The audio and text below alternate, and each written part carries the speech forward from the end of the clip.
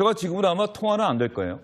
그 통화가 안 되고 어쨌든 간에 많은 언론사 기자들이 이준석 대표의 반응이 궁금하지 않겠습니까? 열심히 접촉을 하려고 노력을 했을 것이고 그래서 일부 언론사와는 아마도 내가 정확하게 이해하지 오해하지 않았다. 그렇죠. 뭐 그렇게 답변을 한 것이고요. 주영진의 뉴스 브리핑과도 카카오톡 전화 통화는 안 됐고요. 혹시 저 페북글에 더 보탤 말이 있는지 이렇게 이야기를 해봤더니 어제 그 문자를 보고 마음이 대단히 혼란스럽습니다.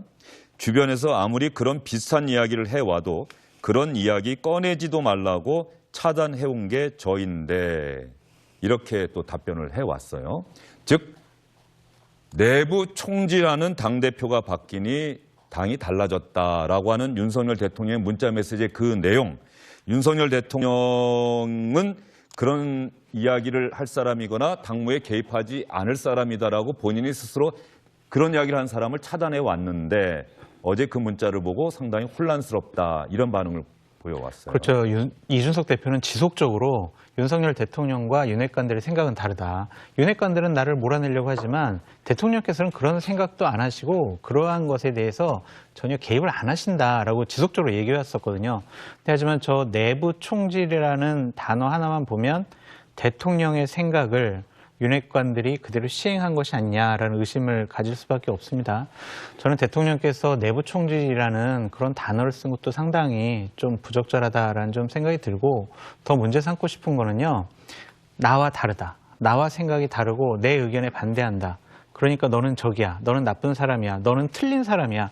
이런 식으로 규정을 해서는 대통령직을 수행할 수가 없어요.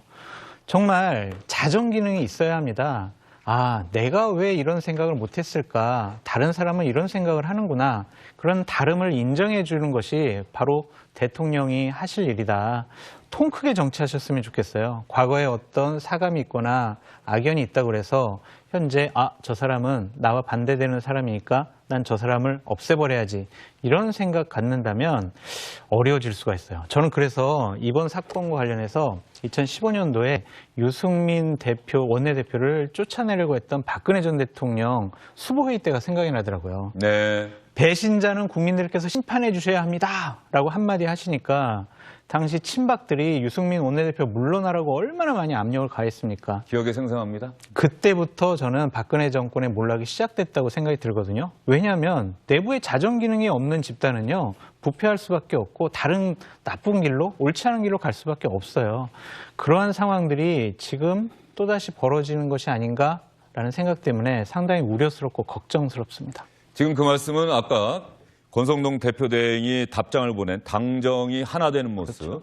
당정이 반드시 하나 되는 목소리를 내야만 할까? 당은 때로 대통령실 정부와 다른 목소리를 내야 되는 것 아닌가? 이게 그동안에 우리가 그 87년 6월 민주항쟁 이후에 숱한 그 정부들을 보아오면서 우리 스스로 체득한 하나의 경험과 교훈 아니겠습니까? 국회는 기본적으로 삼권 분립에 의해서 견제기구입니다. 그래서 국정을 뒷받침하는 것은 정책을 만들고 입안할 때, 그럴 때 협조를 하는 것이죠. 일사불란하게. 그렇지만 행정부가 한 일을 평가를 한 다음에 그것이 잘못됐을 때 견제를 하는 것은 국회의 고유의 기능입니다.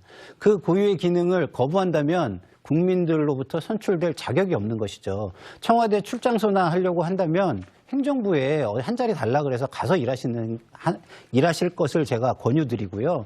국민의 대표로서 바른 의정 활동을 해주시기를 저는 간곡하게 부탁을 드립니다. 예, 당정.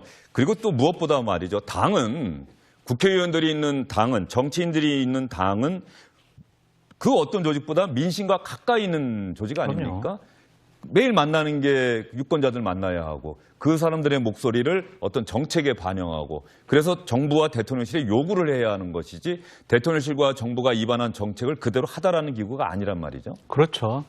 그러니까 이러한 사항들에 대해서 집권 여당이 뒷받침도 해야 되지만 견제도 충분히 해야 되고 민심에 다른 얘기들을 전달하는 창구가 돼야 합니다. 그 점 때문에 권성동 원내대표가 원내대표에 당선이 된 부분도 있거든요. 그런 것에 대한 기대를 저버린 것 같아서. 윤핵관으로 불리고 어린 시절 대통령과 친구니까 누구보다도 대통령에게 쓴소리를 허심탄회하게 할 수 있는 사람이겠구나라고 하는 기대 심리가 있었던 것이다. 그렇죠. 그런 것에 대한 서로 대통령과 권성동 원내대표 간의 신뢰관계가 있을 테니까 쓴소리 하더라도 들을 거야라는 기대감이 있었던 거 아니에요.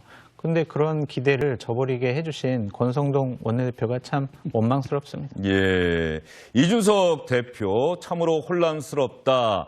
혹 누군가 나에게 다가와서 윤석열 대통령이 내부 총질이라고 하는 표현을 쓰지 않았습니까? 그런 이야기를 하더라도 차단하던 저인데 하면서 상당히 혼란스럽다는 반응을 주영진의 뉴스 브리핑 저와의 카톡을 통해서 보내왔는데 말이죠.